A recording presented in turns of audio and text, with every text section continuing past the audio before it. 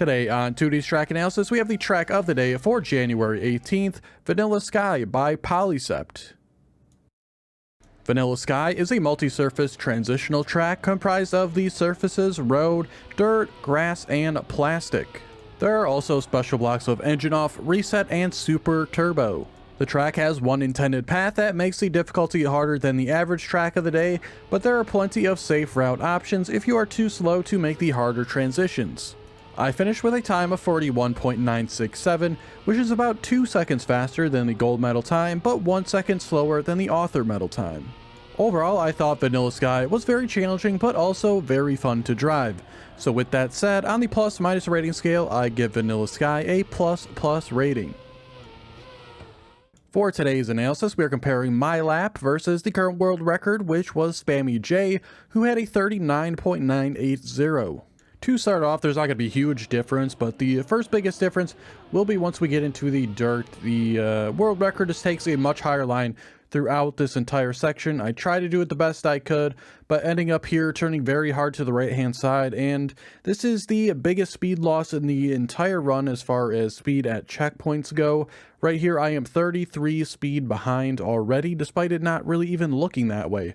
I have 254 speed here, while the world record has 287. And that speed difference will become apparent as we move on here, as you see it just pulling very far ahead. I'm a bit slower, so I can take these down slopes, and that does give me a little bit extra speed back. Now I'm only down 26 speed, it's 274 to 300. Obviously, you don't really want to be slower here, but if you are a little bit on the slower side, the down slopes will get you a little extra speed back. As far as this upcoming drift is concerned, we can see that the world record and I are on pretty similar lines here. If you really want to enter this one as wide as possible, so you can get a lot more speed on the exit. And advancing a little bit there shows you that I did overslide this one a little bit, though at the upcoming checkpoint, we'll see that it really didn't cost me anything because we'll be at even speeds 285 to 285. We'll take a pretty similar line through the plastic, though I do end up being a little bit further to the left, but right at the exit you can see that I tap right on steering, and this will cause a pretty poor landing on this upcoming jump. Advancing a tiny bit here shows you that I do land a little bit sideways, sliding out a little bit, and that'll cost me again as I have to correct this issue into the next point, and that'll cost me even more. And that correction, as you see, it makes me land a little bit sideways here, and we came into the checkpoint before this at the same speed, but now, because of these two jumps, I am now down 21 speed, 287 to 308, so costly errors there. But as we continue on here, we'll see that the upcoming drift, we started really at the same time, though the world record is so much higher than me.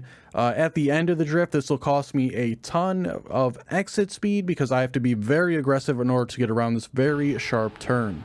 And as far as speed at checkpoints go, this is the second worst checkpoint in speed difference. I'm at 282 and they are at 314, so that is a 32 speed difference as a result of a pretty poor drift.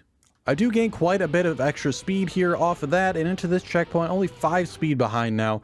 And then for this drift here, you got to start it very early. I wish I was a little bit further outside. It made my ending a little bit better, but overall, nothing here is too much of concern for me. As far as this jump into the end, I don't have a specific concrete minimum number you should shoot for as far as speed goes. There's so many different angles to take this at that it's really hard to, like I said, give a specific minimum, but I say as a general number, shoot for 300 if you want to make this gap consistently, but again, so many angles to take it at.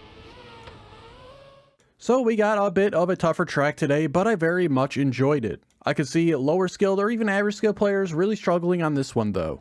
Don't have much else to say about it though, so I'll leave it at that. If you enjoyed, be sure to like the video and subscribe so you don't miss out on future analysis. Check the description for links to my Twitch and Discord if you're interested in those, and there are plenty of other analysis videos on the channel, so go watch those. Thanks so much for watching, and I'll see you tomorrow for the next one.